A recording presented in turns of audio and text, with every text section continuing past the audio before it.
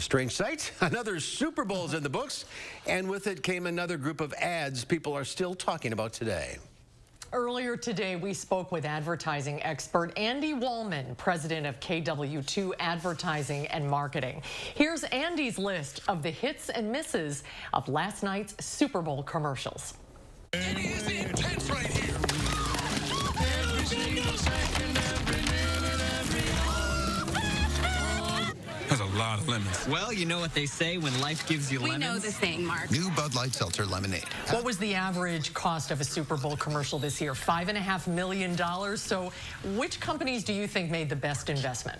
Well, it's funny. You saw a lot of the traditional folks leave. They didn't participate in the Super Bowl, and you saw some folks that I thought really took the opportunity in the spotlight and did a good thing.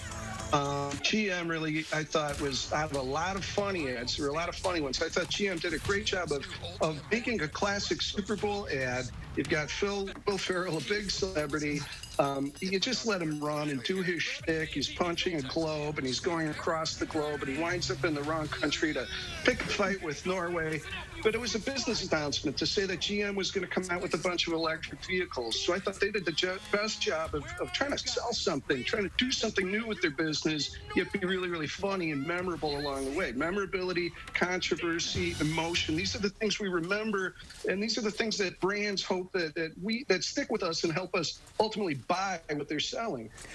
You have a segment called Best Controversy. What's that? Well, controversy is another tactic that advertisers will use to not only communicate within an ad, but you get all that extra public relations and buzz and people complaining about the ad or defending the ad. There's a chapel in Kansas, standing on the exact center of the lower 48. And Cheap was the only one out of all of them. There were over 50 ads this year, and Cheap was the only one that kind of said, here's where we're at as a country. Instead of trying to really sell something, they're trying to say something. After the 2016 election and then 2017 Super Bowl, you saw a lot more brands who were trying to say something. They got Bruce Springsteen, famous for never, ever doing an ad. His first ad, and it took him years to get Bruce Springsteen. They've had...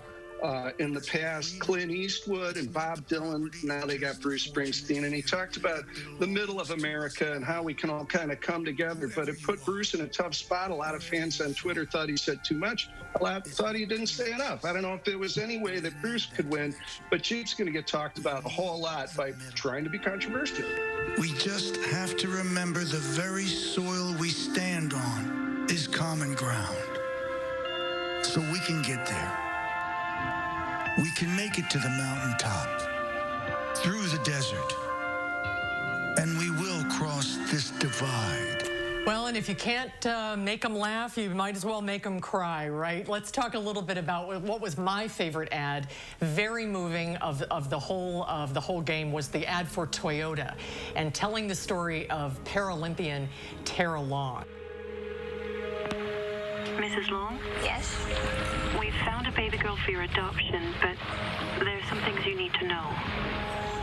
Just outstanding. They did the best job by a mile of pulling at the heartstrings. A lot of people went for comedy. That happens a lot. But another thing brands love to do is get you with emotion. And they made it look like a movie. The swimmer who sort of swims across the ocean to America to see in the past her adoptive parents deciding to adopt her and take their chances despite her physical situation. She becomes an Olympic swimmer.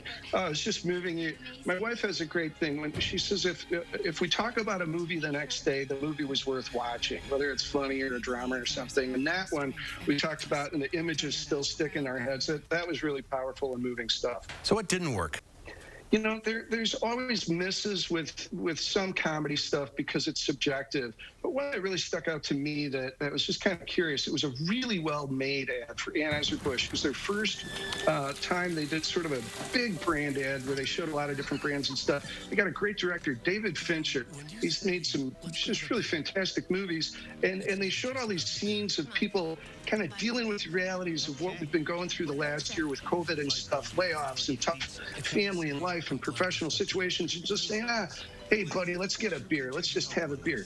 And it looked great. But with so many people who aren't able to have those situations, they aren't able to be with other people, they aren't able to go out, it's totally unrealistic to say, hey, pal, let's go get a beer. Where are you going to go? In a bar full of people? Well, some might not. And I thought it was really curious with that ad because of that premise. And then I thought about it and I looked at a lot of the other ads. Nobody's wearing a mask. They didn't have to show masks. They could have shown masks. I thought it was just kind of curious with all the stuff going on right now that they showed this really, really social ad and not a mask was anywhere to be seen. There was one ad that was shot locally, too, right?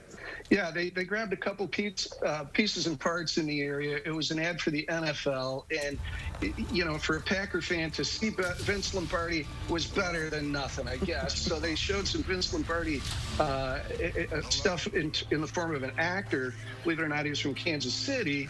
And then they did a bunch of computer-generated stuff with the kind of an animated Vince. We did not get here alone.